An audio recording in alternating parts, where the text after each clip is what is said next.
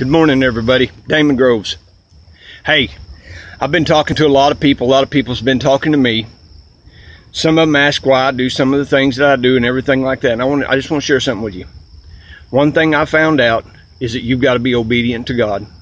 A lot of people are not going to understand the things that you do, say, or they're not going to agree with your actions or anything like that. And a lot of times that might even be Christian people. Christian people, sometimes it seems like they want to throw you under the bus quicker than anybody else. And I'm not trying to get mad at anybody. It's just sometimes people don't understand things when you begin to follow God.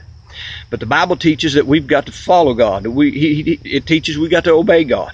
And we've got to have an attitude that no matter what we go through or what we get into, that we trust God.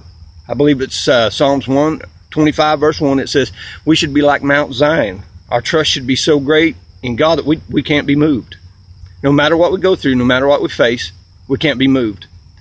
And I want to encourage you today to get deep into God to where you can trust Him. Some of you might be going through the fire. Some of you might be going through the rivers, circumstances, different things like this, and feel overwhelmed, consumed, like you're fixing to go under.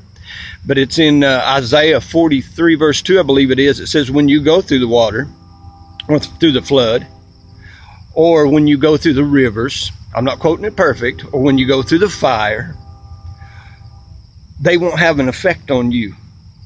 It reminds me of the 3 Hebrew boys. Whenever they got ready to be thrown into the fiery furnace, they give them an option to go ahead and bow down to the things of the world. And they said, no, we're going to serve God no matter what.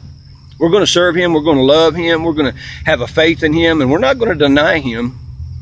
And yeah, I'm paraphrasing this morning, so don't send me no messages that I'm not quoting anything right.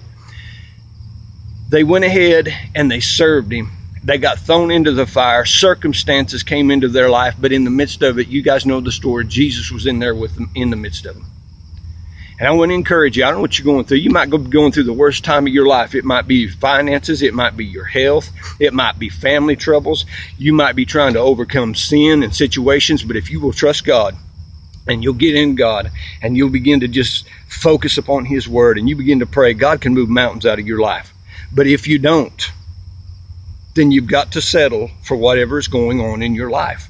You have got to allow God to do a greater work inside you than what's going on around you. And that's where the problem is. So many times people do not let God do a work in them.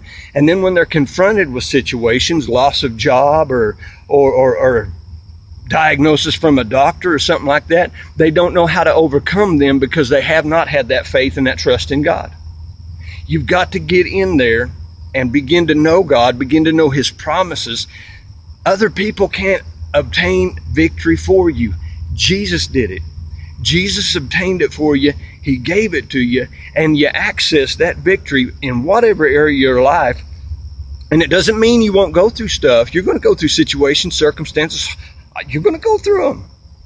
But there's a victory in each one for everyone that believes upon the Lord, that believes in Jesus Christ. There's victory. Now, some of you might look back and say, well, I didn't get victory in these circumstances, in these situations. Did you really do what needed to be done to have that victory? Did you really call on the name of the Lord? Did you really open the Bible and find out what He had to say? Did you really obey what He said? Because if you did, then there was victory. I want to encourage you to get close to Jesus, get into His Word, grab a hold of it, love Him, and you'll see God do something awesome in your life. God bless you. Have a great day.